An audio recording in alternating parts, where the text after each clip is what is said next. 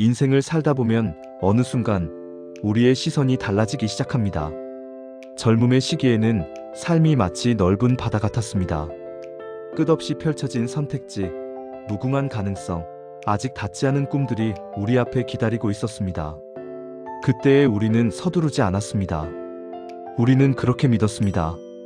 앞으로 시간이 많다. 그 시절에 우리는 미숙하고 서툴렀지만 동시에 두려움 없이 용감했습니다. 실패해도 다시 시작하면 된다고 생각했고 멈춰 서는 것조차 하나의 여유라고 여겼습니다. 그러나 어느 순간 우리의 발걸음이 달라집니다. 숨은 차오르고 몸은 예전만큼 가볍지 않고 삶은 더 이상 앞으로 얼마나 더 갈 수 있을까?가 아니라 지나온 길에 나는 무엇을 남겼는가?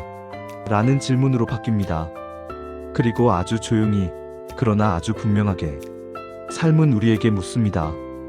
앞으로 남은 시간 어떻게 살아갈 것인가? 동양 철학에서는 인생을 세 단계로 이야기합니다.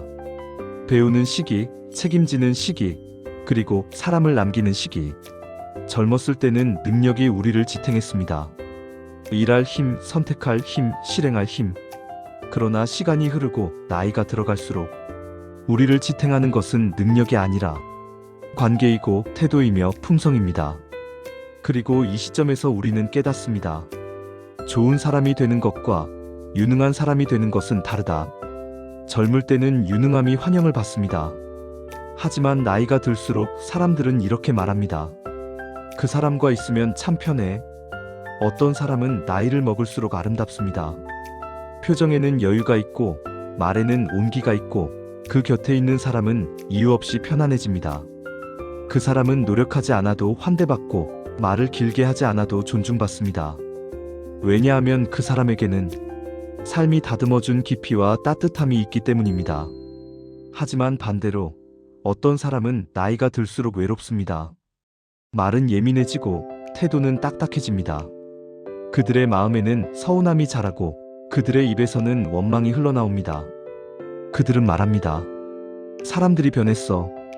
요즘 사람들은 정이 없어. 내가 어떻게 살아왔는데? 그러나 고전은 말합니다. 사람이 떠난 것이 아니라 머물 이유가 사라진 것이다. 말년은 우연이 아니라 지금까지 살아온 방식의 마지막 결과입니다. 우리는 모두 나이를 먹습니다. 하지만 모두가 어른이 되는 건 아닙니다. 나이는 시간의 기록이지만 품격은 선택의 기록입니다. 감사하지 않는 사람은 늘 잃은 것만 보며 세상과 자신을 비교합니다. 그들의 삶은 과거에 묶여있고 그들의 대화는 후회와 원망으로 가득합니다. 그러나 감사하는 사람은 남아있는 것을 봅니다. 아직 숨쉬고 있다는 것, 아직 말할 수 있다는 것, 아직 누군가 이름을 불러준다는 것.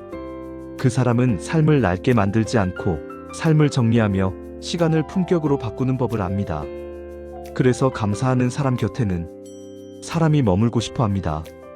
왜냐하면 그 사람과 있으면 나도 좋은 사람이 된 것 같은 기분이 들기 때문입니다. 나이가 들수록 우리는 더 많이 말하려 합니다. 내가 해봐서 아는데. 내가 맞아. 그건 아니야. 하지만 진짜 어른은 말보다 귀로 관계를 지킵니다.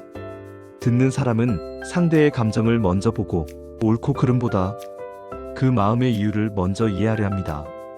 경청은 단순히 입을 다무는 것이 아니라 존중이고 배려이고 관계를 살리는 기술입니다. 그래서 듣는 사람은 사람을 잃지 않습니다. 배움 또한 마찬가지입니다. 배움은 어린 시절에만 필요한 것이 아닙니다. 배움은 살아있는 사람이 살아있다는 증거입니다.